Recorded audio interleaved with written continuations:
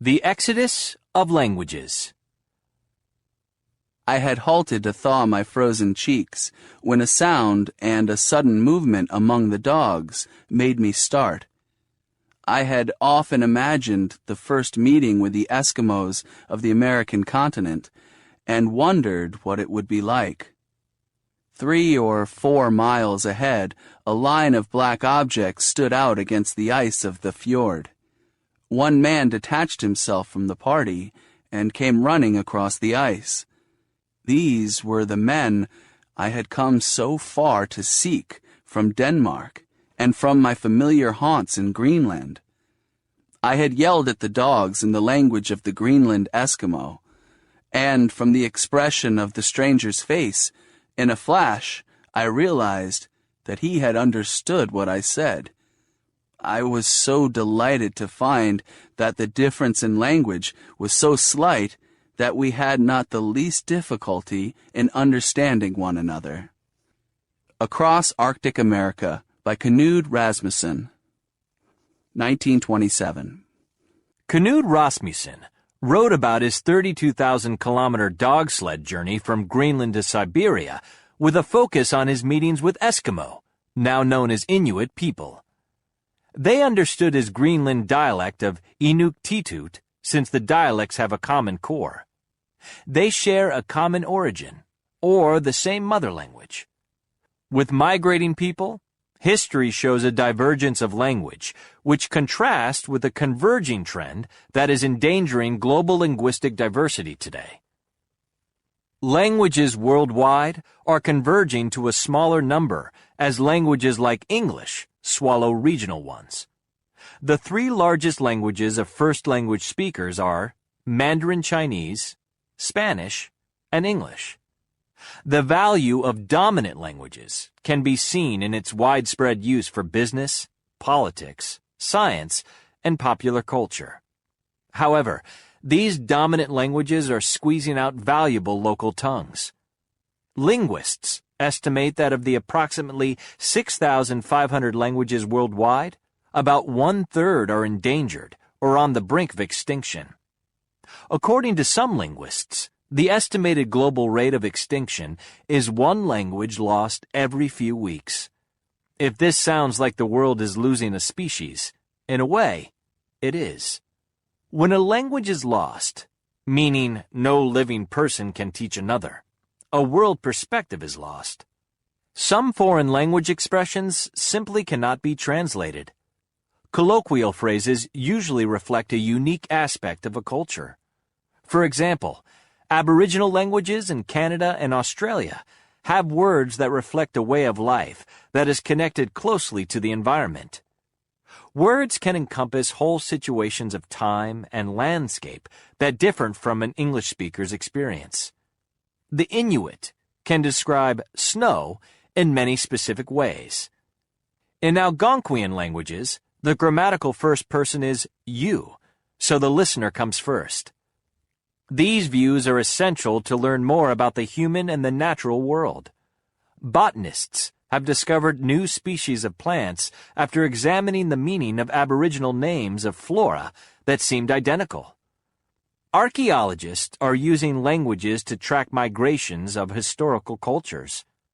University of Waterloo professor Robert Park knows that the ancestral origins of existing Inuit communities can be partly explained by the similarity of the Inuktitut spoken by the Chula culture and present-day Inuit. The ancient Chula migrated east from Alaska to Labrador and Greenland by evidence of the mutually intelligible living dialects of today. Languages are much like living creatures that become endangered when numbers dwindle without regeneration. Local natural disasters, war, and famine are some of the reasons languages slip through the cracks of history. Some languages may not have been passed on to children because of forced cultural suppression. Linguistic communities can show resilience when a sense of pride is restored to them, such that elders are heard and youth can continue to speak. Various groups are taking action to preserve endangered languages. UNESCO has made its Atlas of the World's Languages in Danger available online. The editor of the atlas states that it is still more common in the world to be multilingual, and, although multilingualism is declining, there are favorable conditions that support the continued use of minority languages. Communities need encouragement to hear, read, and speak their language in multiple places, such as schools and media. Preservation of languages with only a few living speakers may first require very targeted methods. Linguists can engage with the community to develop a catalog of the language components, such as sounds, vocabulary, grammar, and traditions. The Internet has provided a means to share archived recordings and documentation. If language resides in a culture, then it may also be important to find ways to teach children and their parents as a community. The Maori language of New Zealand has seen resurgence in the proportion of speakers since the 1960s and 70s, when there was virtually no parent-to-child transmission. This is a result of language nests set up by the community where elders speak Maori to children and parents in a kindergarten setting. This model of preservation has been used elsewhere, such as Hawaii. There is growing recognition that preserving endangered languages is vital. A loss in global languages means a loss of the diverse thought and traditions those languages hold.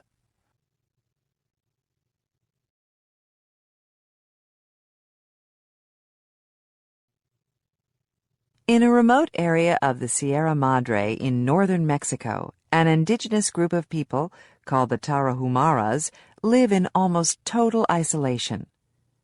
Aside from owning some cooking utensils and farming equipment, the Tarahumaras exist much as they did before the Spanish arrived in the 1600s.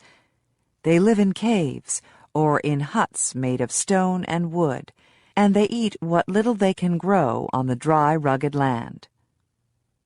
In the late 1980s, linguist James Copeland entered the world of the Tarahumaras to study their language and culture.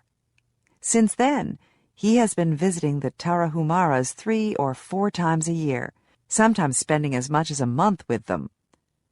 Part of his strategy when he embarked on this lifetime project was to learn to speak Tarahumara so that he could deal directly with the people. Learning Tarahumara is no easy task, since it is not a written language. There are no language police, Copeland says. Children are seldom corrected by their parents. They learn by observation of speech in context and by imitation. Copeland acquired the language through his frequent exposure to it and by analyzing the grammar. His linguistic skills and mastery of German, Spanish, French, and Russian, plus a partial knowledge of some 20 other languages, also helped. Drawing on his research, Copeland plans to produce a Tarahumara grammar book in English, and perhaps one in Spanish. He is putting together a bibliography of all the linguistic research conducted so far on the Uto-Aztecan languages, the group of 30 indigenous tongues to which Tarahumara belongs. Copeland is also collecting stories and myths that have been passed down from one generation to the next. Many of the stories are being lost because they are not as well remembered. One story he has recorded is about a figure very much like the elusive Bigfoot or Sasquatch of the northwestern United States. In the Tarahumara version, the central character is either a big bear or a large hairy man who descends on a valley and steals an unmarried young woman. He hides her in a cave, and they have a baby, who is half human and half bear. The Tarahumaras eventually kill the bear by tricking him into eating poisonous vegetables. They also kill the centaur-like baby and rescue the woman. In addition to his research, Copeland is consulting with a group of government officials from the state of Chihuahua about producing a literacy program for the Tarahumaras. Most of the 60,000 Tarahumaras are not literate, even though many, to varying degrees, are bilingual in their native tongue and Spanish.